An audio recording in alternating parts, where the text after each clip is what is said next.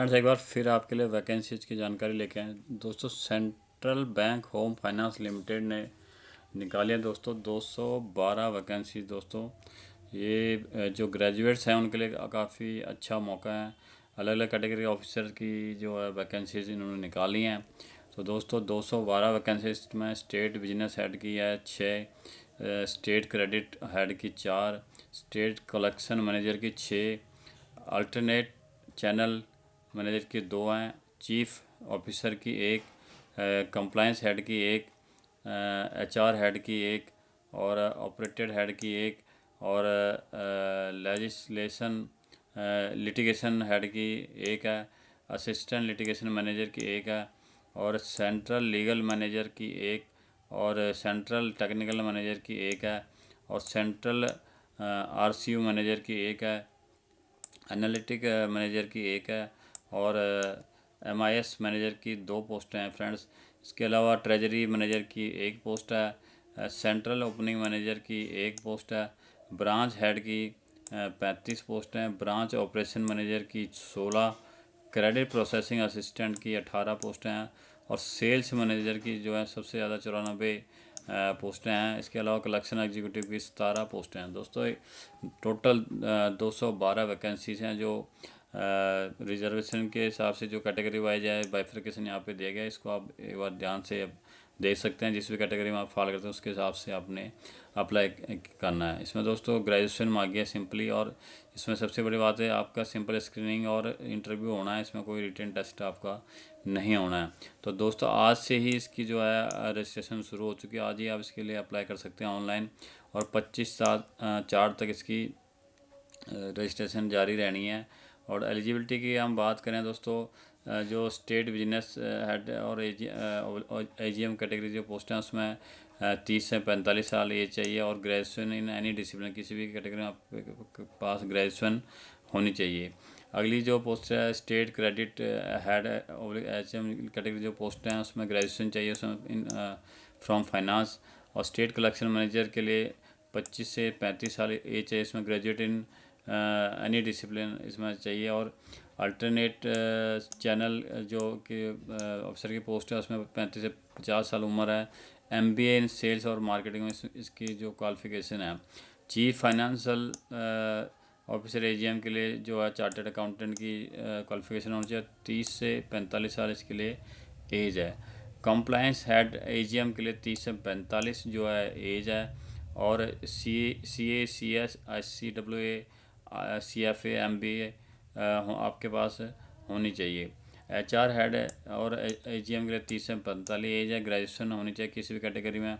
Operation head में 30 से 45 साल एज चाहिए, ग्रेजुएट होनी चाहिए किसी भी कैटेगरी में।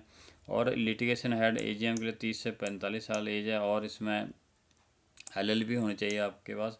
और असिस्टेंट लिटिगेशन के लिए 25 से 35 साल, इसमें भी सिंपली आपके पास ग्रेजुएशन होनी चाहिए और LLB होनी चाहिए। सेंट्रल लीगल मैनेजर 28 से 40 साल, इसमें भी LLB आपके पास होनी चाहिए। और central technical manager senior manager के 28 से 40 साल एज है और बैचलर इन सिविल इंजीनियरिंग की आपके पास क्वालिफिकेशन होनी चाहिए या टाउन प्लानिंग और इक्विवेलेंट किसी भी कैटेगरी आपके पास में होनी चाहिए।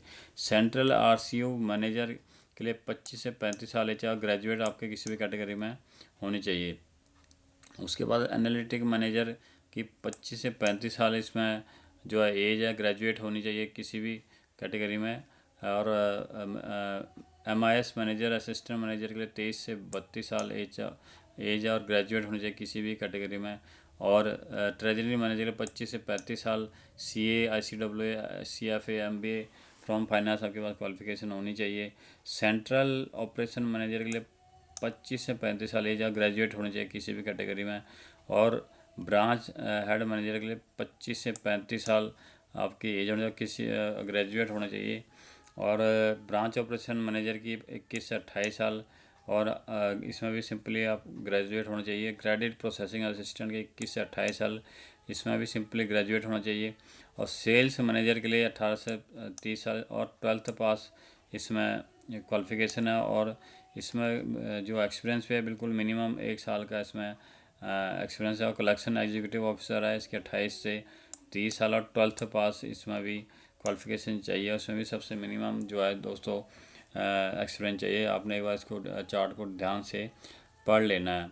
और जो एज रिलैक्सेशन है एज पर गवर्नमेंट रूल जो भी हैं वो इसमें एप्लीकेबल हैं।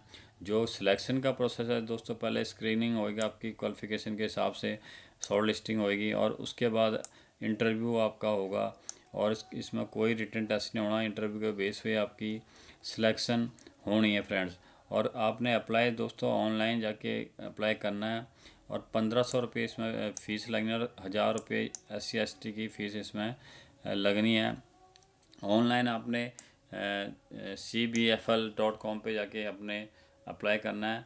आप सिंपली गूगल पर भी इसको अगर सर्च मारेंगे तो उसमें भी आपको CBFL.com मिल जाएगा। तो आपने वहाँ जाके वेबसाइट पे इस पे जो लिंक दिया है उस पर आपने जाके अप्लाई करना है। पर उससे पहले आपने इसको एक बार ध्यान से पढ़ लेना, क्या क्या इसमें डॉक्यूमेंट आपके लगने वाले हैं वो आप इसको ध्यान से पढ़ लें और उसके बाद ही आप अप्लाई करें। आप चाहे एक दिन ले सकते हैं पूरा इसको समझने में, ध्यान से पढ़ने के बाद इसको अप्लाई करें दोस्तों।